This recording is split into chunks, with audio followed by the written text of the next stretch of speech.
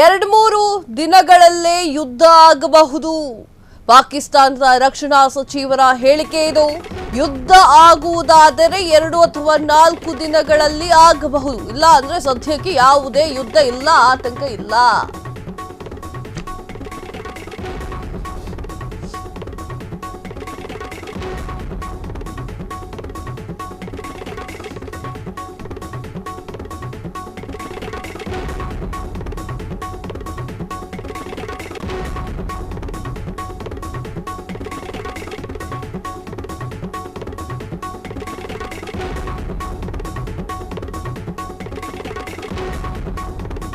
ಮೂರ್ನಾಲ್ಕು ದಿನಗಳಲ್ಲಿ ಯುದ್ಧ ಆಗಬಹುದು. ಪಾಕಿಸ್ತಾನದ ರಕ್ಷಣಾ ಸಚಿವರ ಹೇಳಿಕೆ ಇದು. ಯುದ್ಧ ಆಗುವುದಾದರೆ 2 ಅಥವಾ 4 ದಿನಗಳಲ್ಲಿ ಆಗಬಹುದು. ಇಲ್ಲ ಅಂದ್ರೆ ಸದ್ಯಕ್ಕೆ ಯಾವುದೇ ಆತಂಕ ಇಲ್ಲ, ಯುದ್ಧ ಇಲ್ಲ. ಮುಂದಿನ ದಿನಗಳ ಅತ್ಯಂತ ನಿರ್ಣಾಯಕವಾಗಿರುತ್ತೆ. ಪಾಕಿಸ್ತಾನದ ರಕ್ಷಣಾ ಸಚಿವ ಖವಾಜಾ ಮೊಹಮ್ಮದ್ ಆಸಿಫ್ ಅವರ ಹೇಳಿಕೆ ಇದಾಗಿದೆ. ಎಸ್, ಕಾಶ್ಮೀರದ ಪಹಲ್ಗಾಮ್ನಲ್ಲಿ 26 ಪ್ರವಾಸಿಗರ ಸಾವಿಗೆ ಕಾರಣವಾಗಿರುವಂತಹ ಉಗ್ರರ ದಾಳಿ ನಡೆದ ಬಳಿಕ ಭಾರತ ಹಾಗೂ ಪಾಕಿಸ್ತಾನದ ನಡುವಿನ ಕದನ ಕಂಪನ ಈಗ ಆರಂಭವಾಗಿದೆ. ಗಡಿಯಲ್ಲಿ ಯುದ್ಧದ ಕಾರ್ಮೋಡಗಳು ಕೂಡ ನಿಧಾನವಾಗಿ ಆವರಿಸಿಕೊಳ್ತಾ ಇದೆ. ಪಾಕಿಸ್ತಾನದ ರಕ್ಷಣಾ ಸಚಿವರು ಹೇಳಿದ ಹಾಗೆ 2-3-4 ದಿನಗಳಲ್ಲಿ ಯುದ್ಧ ಆಗಬಹುದು ಎನ್ನುವಂತಹ ಮಾತನ್ನ ಅವರು ಹೇಳಿದ್ದಾರೆ. ಪಾಕಿಸ್ತಾನ ರಕ್ಷಣಾ ಸಚಿವರು ಈ ಒಂದು ಹೇಳಿಕೆಯನ್ನ ನೀಡಿದ್ದಾರೆ. ಯುದ್ಧ ಆಗೋದಾದ್ರೆ 2-4 ದಿನಗಳಲ್ಲಿ ಆಗಬಹುದು, ಇಲ್ಲ ಅಂತಂದ್ರೆ ಆಗೋದಿಲ್ಲ. ಇಲ್ಲ ಅಂತಂದ್ರೆ ಆತಂಕವನ್ನ ಪಡುವಂತಹ ಅಗತ್ಯ ಇಲ್ಲ. ಮುಂದಿನ ದಿನಗಳು ಅತ್ಯಂತ ನಿರ್ಣಾಯಕವಾಗಿರುತ್ತೆ. ಪಾಕಿಸ್ತಾನದ ರಕ್ಷಣಾ ಸಚಿವ ಖವಾಜಾ ಮೊಹಮ್ಮದ್ ಆಫೀರ್ ಈ ಒಂದು ಹೇಳಿಕೆಯನ್ನ ನೀಡಿದ್ದಾರೆ. ಪಹಲ್ಗಾಮ್ ದಾಳಿಯ ಬೆನ್ನಲ್ಲೇ ಸತತ 4 ದಿನಗಳಿಂದ ರಾತ್ರಿ ವೇಳೆ ಭಾರತ ಹಾಗೂ ಪಾಕಿಸ್ತಾನ ಸೇನೆಗಳ ನಡುವೆ ಗಡಿ ನಿಯಂತ್ರಣ ರೇಖೆ ಬಳಿ ಗುಂಡಿನ ಚಕಮಕಿ ನಡೀತಾ ಇರುತ್ತೆ. ಇದರ ಮಧ್ಯೆ ಕುತೂಹಲದ ಬದಲಾವಣೆಗಳು ಕೂಡ ಕಾಣಿಸ್ತಾ ಇದೆ. ಭಾರತ ಏನು ಸೈಲೆಂಟ್ ಆಗಿ ಕೂತ್ಕೊಂಡಿಲ್ಲ, ಭಾರತ ಏನು ಗಪ್ಚುಪ್ಪಾಗಿ ಕೂತ್ಕೊಂಡಿಲ್ಲ. ಭಾರತವೂ ಕೂಡ ಯುದ್ಧಕ್ಕೆ ಸಕಲ ತಯಾರಿಯನ್ನ ನಡೆಸಿಕೊಂಡಿದೆ. ಭಾರತವೂ ಕೂಡ ಯುದ್ಧ ಅವರು ಮಾಡ್ತಾರೆ ಅನ್ನೋದಾದ್ರೆ ಅದಕ್ಕೆ ಟಕ್ಕರ್ ಕೊಡ್ಲಿಕ್ಕೆ ಭಾರತ ಕೂಡ ತಯಾರಾಗಿದೆ.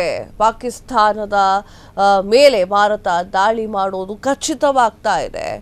ಪಾಕಿಸ್ತಾನದ ರಕ್ಷಣಾ ಸಚಿವ ಖವಾಜಾ ಮೊಹಮ್ಮದ್ ಆಸಿಫ್ ಹೇಳಿದ ಹಾಗೆ 2-3 ದಿನಗಳಲ್ಲಿ ಯುದ್ಧ ಆಗ್ಬೋದು ಆದ್ರೆ ಅಂತ ಹೇಳಿ ಅವರೇ ಹೇಳ್ತಾ ಇದ್ದಾರೆ. ಎಸ್, ಪಾಕಿಸ್ತಾನದ ಮೇಲೆ ಭಾರತ ದಾಳಿ ಮಾಡುವುದು ಖಚಿತವಾಗಿದೆ. ಪಾಕಿಸ್ತಾನದ ರಕ್ಷಣಾ ಸಚಿವರಿಗೆ ಟಕ್ಕರ್ ಅನ್ನ ಕೊಡ್ಲಿಕ್ಕೆ ಭಾರತ ಕೂಡ ರೆಡಿಯಾಗಿದೆ. ಪಾಕಿಸ್ತಾನದ ಮೇಲೆ ಭಾರತ ದಾಳಿ ಮಾಡುವುದು ಖಚಿತ. ಪಾಕಿಸ್ತಾನದ ರಕ್ಷಣಾ ಸಚಿವರಿಂದಲೇ ಹೇಳಿಕೆ. ಪಾಕಿಸ್ತಾನದ ಸೇನೆಗೆ ಕಟ್ಟೆಚ್ಚರಿಕೆಯಿಂದ ಇರುವಂತೆ ಸೂಚನೆ ಕೊಟ್ಟಿದ್ದೆ.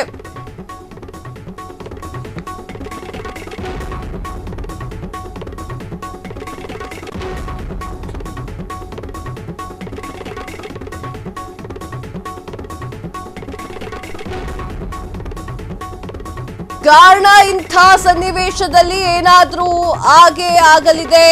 ಇಂತಹ ಸನ್ನಿವೇಶದಲ್ಲಿ ನಾವು ನಿರ್ಧಾರ ತೆಗೆದುಕೊಂಡಿದ್ದೇವೆ. ಪಾಕಿಸ್ತಾನದ ಮೇಲೆ ಭಾರತ ದಾಳಿ ಮಾಡಲಿದೆ ಅಂತ ಪಾಕಿಸ್ತಾನದ ಸೇನೆ ನಮಗೆ ವಿವರಣೆ ನೀಡಿದೆ. ಒಂದು ವೇಳೆ ಭಾರತ ದಾಳಿಯನ್ನ ಮಾಡಿದ್ರೆ ನಾವು ಅಣ್ವಸ್ತ್ರ ದಾಳಿಯನ್ನ ನಡೆಸೋದಕ್ಕೂ ಹಿಂಜರಿಯೋದಿಲ್ಲ. ಪಾಕಿಸ್ತಾನದ ರಕ್ಷಣಾ ಸಚಿವ ಖವಾಜಾ ಮೊಹಮ್ಮದ್ ಆಸಿಫ್ ಹೇಳಿಕೆಯನ್ನ ನೀಡಿದ್ದಾರೆ. ಅಲ್ಲ, ನೀವು ಏನ್ ಅನ್ಕೊಂಡಿದ್ದೀರಾ ಅಂತ ಭಾರತದ ಬಗ್ಗೆ? ನೀವು ಯುದ್ಧ ಘೋಷಣೆಯನ್ನ ಮಾಡ್ತೀರಾ, ನೀವೇ ಭಾರತ ಯುದ್ಧವನ್ನ ಮಾಡ್ಲಿಕ್ಕೆ ಸಜ್ಜಾಗಿದೆ ಎನ್ನುವಂತಹ ವಿಚಾರವನ್ನ ಹೇಳ್ತೀರಾ, ನೀವೇ ಪರಮಾಣು ಬಾಂಬ್ ಅನ್ನು ಹಾಕೋದಕ್ಕೆ ಹಿಂಜರಿಯೋದಿಲ್ಲ ಹೇಳ್ತೀರಾ. ನೀವು ಪರಮಾಣು ಬಾಂಬ್ ಅನ್ನು ಹಾಕಿದ್ರೆ ನಾವೇನ್ ಸುಮ್ನೆ ಖಾಲಿ ಕುತ್ಕೊಂಡಿರ್ತೀವ ಅಂತ ನಿಮ್ಗೆ ಅನ್ನಿಸ್ತಾ ಇದೆಯಾ? ನಾವು ಖಾಲಿ ಕುತ್ಕೊಂಡಿರ್ತೀವಿ ಅಂತ? ಪಾಕಿಸ್ತಾನದ ಮೇಲೆ ಭಾರತ ದಾಳಿಯನ್ನ ಮಾಡೋದು ಖಚಿತವಾಗಿದೆ ಅಂದ್ರೆ ಪಾಕಿಸ್ತಾನದ ಸೈನ್ಯಕ್ಕೆ ಈಗ ಆಲ್ರೆಡಿ ಗೊತ್ತಾಗಿದೆ ಭಾರತದ ಸುದ್ದಿಗೆ ಬರಬಾರದು ಅನ್ನುವಂಥದ್ದು. ಎಸ್, ಈಗ ಇದರ ಬಗ್ಗೆ ಪಾಕಿಸ್ತಾನದ ರಕ್ಷಣಾ ಸಚಿವರು ಏನು ಹೇಳಿದ್ದಾರೆ ನೋಡ್ಕೊಂಡು ಬರೋಣ ಬನ್ನಿ. Absolutely ready, at high alert. If there is a violation of our airspace or there is violation on the ground, if we are engaged in any way on the seas, we are prepared to respond, and inshallah we'll give a befitting response to India.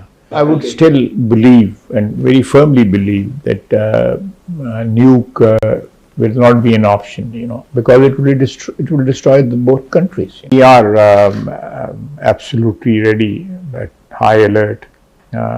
If there is a violation of our airspace or there is violation on the ground, if we are engaged in any way on the seas, we are prepared to respond, and inshallah we'll give a befitting response to India. I would still believe and very firmly believe that nuke will not be an option, because it will destroy both countries. We are absolutely ready, at high alert. If there is a violation of our airspace or there is violation on the ground, if we are engaged in any way on the seas, we are prepared to respond, and inshallah we'll give a befitting response to India. I would still believe and very firmly believe that nuke will not be an option, because it will destroy both countries. We are absolutely ready, at high alert. If there is a violation of our airspace or there is violation on the ground, if we are engaged in any way on the seas, we are prepared to respond. Yes, ಇದ್ರ ಬಗ್ಗೆ ಮಾತನಾಡಲಿಕ್ಕೆ Akshay desk live ಇಂದ ಬರ್ತಾ ಇದ್ದಾರೆ, ವಿಶೇಷ ಪ್ರತಿನಿಧಿ ಅಕ್ಷಯ್. 2-3 ದಿನಗಳ ಒಳಗಾಗಿ ಈ ಒಂದು ಯುದ್ಧ ನಡೆಯುತ್ತೆ ಅಂತ ಪಾಕ್ ರಕ್ಷಣಾ ಸಚಿವರು ಹೇಳ್ತಾ ಇದ್ದಾರೆ. ಏನಿದು? ಭಾರತ ಮತ್ತು ಪಾಕಿಸ್ತಾನದ ನಡುವೆ ಯುದ್ಧ ಆಗಬಹುದು, ಪಾಕಿಸ್ತಾನದ ಮೇಲೆ ಭಾರತ ಯುದ್ಧ ಮಾಡಬಹುದು ಎನ್ನುವಂತಹ ಆತಂಕವನ್ನ, ಅಂಥದ್ದೊಂದು ಭೀತಿ ಭಯವನ್ನ ಸ್ವತಃ ಪಾಕಿಸ್ತಾನವೇ ವ್ಯಕ್ತಪಡಿಸಿದೆ. ಪಾಕಿಸ್ತಾನದ ರಕ್ಷಣಾ ಸಚಿವ ಖ್ವಾಜಾ ಮೊಹಮ್ಮದ್ ಆಸಿಫ್ ಅವರು ಪ್ರಮುಖ ಸುದ್ದಿ ಸಂಸ್ಥೆ ರಾಯ್ಟರ್ಸ್ಗೆ ಕೊಟ್ಟಂತಹ ಸಂದರ್ಶನದಲ್ಲಿ ಹೇಳಿದ್ದಾರೆ, ವಾರ್ ಲೂಮಿಂಗ್ ಆಗ್ತಾ ಇದೆ, ಅಂದರೆ ಯುದ್ಧದ ಕಾರ್ಮೋಡ ಆವರಿಸ್ತಾ ಇದೆ, ಭಾರತ ಪಾಕಿಸ್ತಾನವನ್ನ ಯುದ್ಧದ ಕಾರ್ಮೋಡ ಆವರಿಸ್ತಾ ಇದೆ, ನಾವು ಯಾವುದೇ ಸನ್ನಿವೇಶವನ್ನ ಎದುರಿಸಲಿಕ್ಕೆ ಸಿದ್ಧ. ಜೊತೆಗೆ ಪಾಕಿಸ್ತಾನದ ಮಿಲಿಟರಿ ಅಂದರೆ ಪಾಕಿಸ್ತಾನದ ಸೇನೆ ಈಗಾಗಲೇ ಪಾಕಿಸ್ತಾನದ ಪ್ರಧಾನಮಂತ್ರಿಗಳಿಗೆ ಯುದ್ಧದ ಸಾಧ್ಯತೆಯ ಬಗ್ಗೆ ವಿವರಣೆಯನ್ನು ಕೊಟ್ಟಿದ್ದೆ.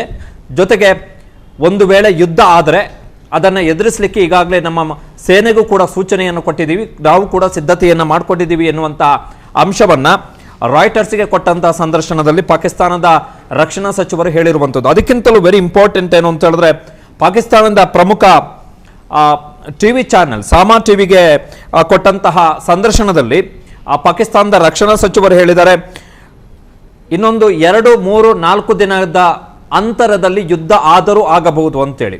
2, 3, 4 ದಿನಗಳ ಅಂತರದಲ್ಲಿ, ಅಂದರೆ 1 ವಾರ ಅಂತ ಅಂದುಕೊಂಡ್ರು, ಈ 1 ವಾರದ ಅಂತರದಲ್ಲಿ ಯುದ್ಧ ಆಗುವಂತಹ ಸಾಧ್ಯತೆ ಇದೆ. ಒಂದು ವೇಳೆ ಈ 2, 3, 4 ದಿನಗಳ ಅಂತರದಲ್ಲಿ ಅಂತಹ ದಾಳಿಗಳು ಭಾರತದ ಕಡೆಯಿಂದ ಆಗದೆ ಹೋದರೆ ಅಲ್ಲಿಗೆ ಸದ್ಯದ ಪರಿಸ್ಥಿತಿಗೆ ಉದ್ವಿಗ್ನತೆ ತಿಳಿಯಾಗಿದೆ ಅಂತೇಳಿ ಅರ್ಥ. ಬಟ್ ಸಾಧ್ಯತೆ ಇದೆ, ವಾರ್ ಲೂಮಿಂಗ್ ಆಗ್ತಾ ಇದೆ, ಪಾಕಿಸ್ತಾನದ ಮೇಲೆ ಭಾರತ ದಾಳಿ ಮಾಡಬಹುದು ಎನ್ನುವಂಥ ಅಂಶವನ್ನು ಸ್ವತಃ ಪಾಕಿಸ್ತಾನದ ರಕ್ಷಣಾ ಸಚಿವರೇ ಹೇಳಿರುವಂಥದ್ದು. ಸೊ ಪಾಕಿಸ್ತಾನ ಕೂಡ ಆತಂಕದಲ್ಲಿದೆ, ಅವರು ಯುದ್ಧದ ಮಾತುಗಳನ್ನು ಆಡ್ತಾ ಇದ್ದಾರೆ. ನಮ್ಮ ಹತ್ರ 150 ಕ್ಷಿಪಣಿ ಇದೆ, 130 ಕ್ಷಿಪಣಿ ಇದೆ, ನಮ್ಮ ಹತ್ರನೂ ಕೂಡ ಅಣ್ವಸ್ತ್ರ ಇದೆ. ಇವತ್ತು ಆ ರಕ್ಷಣಾ ಸಚಿವ ರಾಯ್ಟರ್ಸ್ಗೆ ಕೊಟ್ಟಂತಹ ಸಂದರ್ಶನದಲ್ಲಿ ಹೇಳಿದ್ದಾರೆ, ನಮ್ಮ ಎಕ್ಸಿಸ್ಟೆನ್ಸಿಗೆ ಅಂದರೆ ನಮ್ಮ ಅಸ್ತಿತ್ವಕ್ಕೆ ಒಂದು ವೇಳೆ ಧಕ್ಕೆ ಆದರೆ ಅಂತಹ ಸಂದರ್ಭದಲ್ಲಿ ಅಂತಿಮವಾಗಿ ನಾವು ಅಣ್ವಸ್ತ್ರ ಪ್ರಯೋಗ ಮಾಡುವುದಕ್ಕೂ ಸಿದ್ಧ ಇದ್ದೀವಿ ಎನ್ನುವಂತಹ ಮಾತನ್ನ ಪಾಕಿಸ್ತಾನದ ರಕ್ಷಣಾ ಸಚಿವರು ಹೇಳಿದ್ದಾರೆ. ಸೊ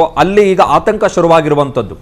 ಆಮೇಲೆ ರಕ್ಷಣಾ ಸಚಿವರು ಹೇಳಿದ್ದಾರೆ, ಸದ್ಯದ ಪರಿಸ್ಥಿತಿಯಲ್ಲಿ ಪಹಲ್ಗಾಮ್ನ ದಾಳಿ ಆದ ಬಳಿಕ ಆ ದಾಳಿಯ ಹಿನ್ನೆಲೆಯಲ್ಲಿ ಸದ್ಯದ ಪರಿಸ್ಥಿತಿಯಲ್ಲಿ ಭಾರತದಿಂದ ದಾಳಿ ಆಗುವಂತಹ ಸಾಧ್ಯತೆಗಳೇ ಹೆಚ್ಚಿದೆ ಅಂತೇಳಿ, ಸಾಧ್ಯತೆಗಳೇ ಹೆಚ್ಚಿದೆ ಎನ್ನುವಂಥ ಅಂಶವನ್ನು ರಕ್ಷಣಾ ಸಚಿವರು ಹೇಳಿದ್ದಾರೆ. ಸೊ ಪಾಕಿಸ್ತಾನ ಆತಂಕದಲ್ಲಿದೆ. ಪಾಕಿಸ್ತಾನ ಆಲ್ರೆಡಿ ಬೇರೆ ದೇಶಗಳು ಭಾರತ ಮತ್ತು ಪಾಕಿಸ್ತಾನದ ಈ ಈ ಕ್ಷಣದ ಸಂಘರ್ಷ ಏನಿದೆ, ತತ್ಕ್ಷಣದ ಸಂಘರ್ಷ ಏನಿದೆ, ಈ ಸಂಘರ್ಷವನ್ನ ತಿಳಿ ಮಾಡಲಿಕ್ಕೆ ಪ್ರಯತ್ನ ಪಡಬಹುದು, ಮಧ್ಯಸ್ಥಿಕೆಯನ್ನು ವಹಿಸಬಹುದು ಎನ್ನುವಂಥ ನಿರೀಕ್ಷೆಯಲ್ಲಿದೆ. ಅದು ಅಮೆರಿಕ ಇರ್ಬೋದು, ಚೀನಾ ಇರ್ಬೋದು, ಸೌದಿ ಅರೇಬಿಯಾ ಇರ್ಬೋದು, ಟರ್ಕಿ ಇರ್ಬೋದು. ಈ ರಾಷ್ಟ್ರಗಳು ಭಾರತ ಮತ್ತು ಪಾಕಿಸ್ತಾನದ ನಡುವಿನ ಸಂಘರ್ಷವನ್ನು ತಿಳಿಗೊಳಿಸಲಿಕ್ಕೆ, ಆ ಮುಖಾಂತರ ಭಾರತದ ದಾಳಿಯಿಂದ ಪಾಕಿಸ್ತಾನವನ್ನು ರಕ್ಷಣೆ ಮಾಡಲಿಕ್ಕೆ ಈ ರಾಷ್ಟ್ರಗಳು ನಮಗೆ ನೆರವು ಕೊಡಬಹುದು ಎನ್ನುವಂಥ ಲೆಕ್ಕಾಚಾರದಲ್ಲಿ ಪಾಕಿಸ್ತಾನ ಇರುವಂಥದ್ದು. ಬಟ್ ರಕ್ಷಣಾ ಸಚಿವರೇ ಹೇಳಿರೋದ್ರಿಂದಾಗಿ 2, 3, 4 ಈ 4 ದಿನ ಅತ್ಯಂತ ಕ್ರೂಷಿಯಲ್ಲು, ಅತ್ಯಂತ ನಿರ್ಣಾಯಕ ದಿನ. ಈ 4 ದಿನಗಳಲ್ಲಿ ಯಾವುದೇ ಕ್ಷಣದಲ್ಲಾದರೂ ದಾಳಿ ಆಗಬಹುದು, ಯುದ್ಧ ಆಗಬಹುದು. ಒಂದು ವೇಳೆ ಈ 4 ದಿನ ಕಳೆದು ಬಿಟ್ಟರೆ ನಾವು ಬಚಾವ್ ಎನ್ನುವಂಥ ಲೆಕ್ಕಾಚಾರಕ್ಕೆ ಪಾಕಿಸ್ತಾನದ ರಕ್ಷಣಾ ಸಚಿವರು ಬಂದಿದ್ದಾರೆ. ಎಸ್ ಅಕ್ಷಯ್, ಪ್ರತಿ ಸಲವೂ ಕೂಡ ಅಣ್ವಸ್ತ್ರ ದಾಳಿ ವಿಚಾರವನ್ನೇ ಪಾಕಿಸ್ತಾನದವರು ಮಾತನಾಡ್ತಾ ಇರ್ತಾರೆ. ಏನ್ ಹೆದರ್ಸ್ತಾ ಇದ್ದಾರಾ ಹೇಗೆ? ಅಣ್ವಸ್ತ್ರ ದಾಳಿ ಮಾಡುವಂಥದ್ದು ಸುಲಭ ಅಲ್ಲ. ಕಾರಣ ಏನು ಅಂತ ಹೇಳಿದ್ರೆ, ಭಾರತವು ಕೂಡ ನ್ಯೂಕ್ಲಿಯರ್ ಎಂಪವರ್ಡ್ ದೇಶ. ನಮ್ಮ ಹತ್ರನೂ ಕೂಡ ಅಣ್ವಸ್ತ್ರಗಳಿದ್ದಾವೆ, ಅಣ್ವಸ್ತ್ರ ಭರಿತವಾದಂಥ ಕ್ಷಿಪಣಿಗಳಿದ್ದಾವೆ. ನಮ್ಮ ಹತ್ರ ಕೂಡ ಪಾಕಿಸ್ತಾನಕ್ಕಿಂತ ಹಲವು ಪಟ್ಟು ಬರೀ ಸೈನಿಕರ ಸಂಖ್ಯೆ ಮಾತ್ರ ಅಲ್ಲ, ನಾವು ಹೇಳ್ತಾ ಇರುವಂಥದ್ದು ಮಿಲಿಟರಿ ಇಕ್ವಿಪ್ಮೆಂಟ್ಸ್, ಆರ್ಮ್ಸ್ ಮತ್ತು ಅಮ್ಯುನೇಷನ್ನ ವಿಚಾರಕ್ಕೆ ಬಂದಂತಹ ಸಂದರ್ಭದಲ್ಲಿ ನಾವು ಪಾಕಿಸ್ತಾನಕ್ಕಿಂತ ಹಲವು ಪಟ್ಟು ಮುಂದೆ ಇದ್ದೀವಿ. ನಮ್ಮ ಹತ್ರ ಪಾಕಿಸ್ತಾನಕ್ಕೆ ಹೋಲಿಸಿದ್ರೆ ಹಲವು ಪಟ್ಟು ಅತ್ಯಾಧುನಿಕವಾದಂತಹ ಯುದ್ಧ ವಿಮಾನಗಳಿದೆ, ಅತ್ಯಾಧುನಿಕವಾದಂತಹ ಕ್ಷಿಪಣಿಗಳಿವೆ, ಅತ್ಯಾಧುನಿಕವಾದಂತಹ ಯುದ್ಧ ನೌಕೆಗಳಿವೆ, ಜಲಾಂತರ್ಗಾಮಿ ನೌಕೆಗಳಿದೆ. ಬಟ್ ಪಾಕಿಸ್ತಾನದ ಆತಂಕ ಏನು ಅಂತ ಹೇಳಿದ್ರೆ, ನಾವು ಅಣ್ವಸ್ತ್ರ ಪ್ರಯೋಗ ಮಾಡ್ತೀವಿ ಅಂತ ಹೇಳಿದ್ರೆ ಅಂತಿಮವಾಗಿ ಆರಂಭದಲ್ಲೇ ಹೇಳಿದ ಹಾಗೆ ಚೀನಾವೋ ಅಥವಾ ಅಮೆರಿಕವೋ ಅಥವಾ ಸೌದಿ ಅರೇಬಿಯಾ ಯಾವುದಾದರೂ ಒಂದು ದೇಶ ಮಧ್ಯಪ್ರವೇಶವನ್ನು ಮಾಡಿ ಇಬ್ಬರಿಗೂ ಕೂಡ ಆಯಿತು ಸದ್ಯಕ್ಕೆ ಸುಮ್ಮನಿರಿ ಅಂತೇಳಿ ತಿಳಿ ಹೇಳಬಹುದು ಎನ್ನುವಂಥ ನಿರೀಕ್ಷೆಯಲ್ಲಿ ಪಾಕಿಸ್ತಾನ ಈ ಅಣ್ವಸ್ತ್ರ ದಾಳಿಯ ಬೆದರಿಕೆಯನ್ನು ಹಾಕ್ತಾ ಇದೆ. ಹೊರತುಪಡಿಸಿದ್ರೆ ಪಾಕಿಸ್ತಾನಕ್ಕೂ ಗೊತ್ತಿದೆ, ನಾವು ದಾಳಿ ಮಾಡಿದ್ರೆ ಭಾರತ ಪ್ರತಿ ದಾಳಿ ಮಾಡುವಷ್ಟು ತಾಕತ್ತಿದೆ ಭಾರತಕ್ಕೆ. ಒಂದು ವೇಳೆ ಭಾರತದವರು ಪ್ರತಿ ದಾಳಿ ಮಾಡಿದ್ರೆ, ಅಂದರೆ ನಾವು ಪಾಕಿಸ್ತಾನದ ಮೇಲೆ ಪ್ರತಿ ದಾಳಿಯನ್ನು ಮಾಡಿದ್ರೆ, ಪರ್ಟಿಕ್ಯುಲರ್ಲಿ ನ್ಯೂಕ್ಲಿಯರ್ ದಾಳಿಯನ್ನು ಮಾಡಿದ್ರೆ ಪಾಕಿಸ್ತಾನದ ಪರಿಸ್ಥಿತಿ ಏನಾಗಬಹುದು ಎನ್ನುವಂಥದ್ದು ಅಲ್ಲಿನ ರಕ್ಷಣಾ ಸಚಿವರಿಗೂ ಗೊತ್ತಿದೆ, ಅಲ್ಲಿನ ಪ್ರಧಾನಮಂತ್ರಿಗಳಿಗೂ ಗೊತ್ತಿದೆ, ಅಲ್ಲಿನ ಸೇನೆಗೂ ಕೂಡ ಗೊತ್ತಿದೆ. ಬಟ್ ಯಾರಾದರೂ ಬಂದು ಸಮಾಧಾನ ಮಾಡ್ರಪ್ಪ ಎನ್ನುವಂಥದ್ದನ್ನು ಪಾಕಿಸ್ತಾನ ಎದುರು ನೋಡ್ತಾ ಇದೆ. ಎಸ್ ಅಕ್ಷಯ್, ಟರ್ಕಿ ವಿಮಾನವನ್ನ ತಂದು ನಿಲ್ಲಿಸ್ಕೊಂಡಿದೆ ಪಾಕಿಸ್ತಾನ. ಅಂದ್ರೆ ನಾವು ಯುದ್ಧಕ್ಕೆ ಸಿದ್ಧವಾಗಿದ್ದೀವಿ, ನೀವು ಹೂ ಅನ್ಬೇಕಷ್ಟೇ ಅನ್ನುವಂಥದ್ದ ಏನು?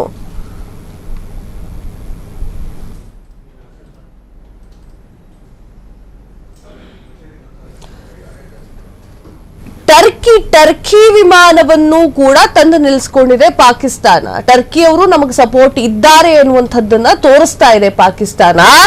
ಪಾಕಿಸ್ತಾನದ ಈ ಒಂದು ನಡೆ, ನಾವು ಯುದ್ಧಕ್ಕೆ ಸಿದ್ಧವಾಗಿದ್ದೇವೆ ನೀವು ಬನ್ನಿ ಅಂತ ಹೇಳಿ ಆರ್ಡರ್ ಕೊಡ್ತಿದ್ಯಾ, ಈ ತರ ಕೇಳ್ತಾರೆ. ಟರ್ಕಿ ಪಾಕಿಸ್ತಾನಕ್ಕೆ ನೆರವಿಗೆ ಬಂದ ತಕ್ಷಣ ಯಾವುದು ಆಗಲ್ಲ, ಅದ್ಯಾವುದು ಕೂಡ ಇನ್ ಕೇಸ್ ಯುದ್ಧ ಅಂತ ಆದ್ರೆ ಅದ್ಯಾವುದು ಕೂಡ ಪಾಕಿಸ್ತಾನವನ್ನ ಬಚಾವ್ ಮಾಡಲ್ಲ.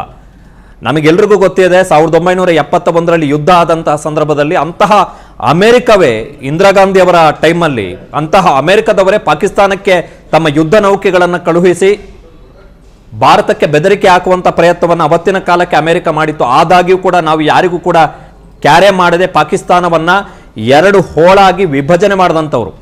ಸೊ ಹಾಗಾಗಿ ಟರ್ಕಿಯಿಂದ ಯುದ್ಧ ವಿಮಾನಗಳು ಬಂದು ಪಾಕಿಸ್ತಾನಕ್ಕೆ ಅದರಿಂದ ನೆರವು ಸಿಗುತ್ತೆ, ಪಾಕಿಸ್ತಾನ ಅದನ್ನು ನಂಬ್ಕೊಂಡು ಕೂತಿದೆ ಅಂತ ಹೇಳಿದ್ರೆ ಅದು ಪಾಕಿಸ್ತಾನದ ಮೂರ್ಖತನ ಅಷ್ಟೇ. ಜೊತೆಗೆ ಪಾಕಿಸ್ತಾನದಲ್ಲೂ ಕೂಡ ಈಗ ಏನು ಭಾರತದ ಜೊತೆಗೆ ಸಂಘರ್ಷ ಆಗ್ತಾ ಇದೆ, ಇದರ ಮಧ್ಯೆ ಪಾಕಿಸ್ತಾನದಲ್ಲೂ ಕೂಡ ನಿರಂತರವಾಗಿ ಅದರ ಒಳಗಡೆ ಭಯೋತ್ಪಾದಕ ದಾಳಿಗಳು ನಡೆದಿವೆ, ಅದರ ಒಳಗಡೆ, ಪಾಕಿಸ್ತಾನದ ಒಳಗಡೆ.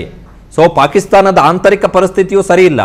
ಹೊರಗಡೆ ಭಾರತದಂತಹ ಬಲಾಢ್ಯ ದೇಶವನ್ನು ಎದುರಿಸುವಷ್ಟು ತಾಕತ್ತು ಅದು ಆರ್ಥಿಕವಾಗಿರ್ಬೋದು, ಮಿಲಿಟರಿ ರೂಪದಲ್ಲಿರ್ಬೋದು, ರಾಜತಾಂತ್ರಿಕವಾಗಿರ್ಬೋದು, ಯಾವುದೇ ರೂಪದಲ್ಲೂ ಕೂಡ ಪಾಕಿಸ್ತಾನದ ಬಳಿ ಇಲ್ಲ.